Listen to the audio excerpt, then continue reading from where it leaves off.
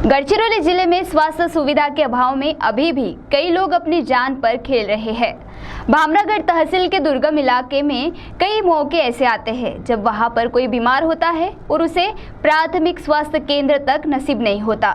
ऐसा ही एक मामला सामने आया है। क्या है वह मामला, देखते हैं इस खबर में। गढ़चिरौली जैसे दुर्गम इलाकों में राज्य शासन द्वारा जिन नागरिकों के लिए रोजमर्रा की जिंदगी में जो सुविधा देनी चाहिए, इसका अभाव नागरिकों की जान पर बनाया है। यहाँ पर कई ऐसे गांव हैं जो पहले ही बारिश में जिनका दुनिया से नाता टूट जाता है और ऐसे में इन बेबस नागरिकों के हालात इस कदर हो जाते हैं कि उन्हें खाने के लिए अनाज, रहने के लिए छत और स्वास्थ्य सुविधाओं के अभाव में अपनी जान गंवानी पड़ती है।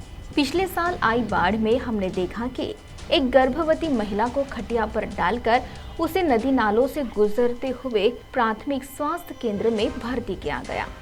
उसके बाद भी उस पर इलाज ना हो सका और उसे जिला अस्पताल पहुंचाया गया। ऐसे कई मरीज हैं जिनकी मृत्यु स्वास्थ्य सुविधा न मिलने के कारण इन इलाकों में हो जाती है। ऐसा ही एक मामला भामरागढ़ तहसील के लाहेरी से 6 किलोमीटर पर बसे बंगाड़ी गांव के सामने आया है।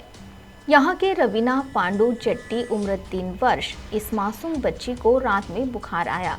उसे लहरी के प्राथमिक स्वास्थ्य केंद्र में दिखाया गया, जहां पर उसे मलेरिया होने की पुष्टि की गई। इस हालत में उस मासूम को स्वास्थ्य केंद्र में भर्ती कराना जरूरी था, मगर उसके पिताजी उसे बंगाड़ी में वापस ले गए और फिर देर रात अचानक उसकी तबीयत खराब हो गई। तब उसे गांव के प्रतिष्ठित नागरिकों ने समझा बुझाकर लाहेरी के प्राथमिक स्वास्थ्य केंद्र में ले जाने की सलाह दी।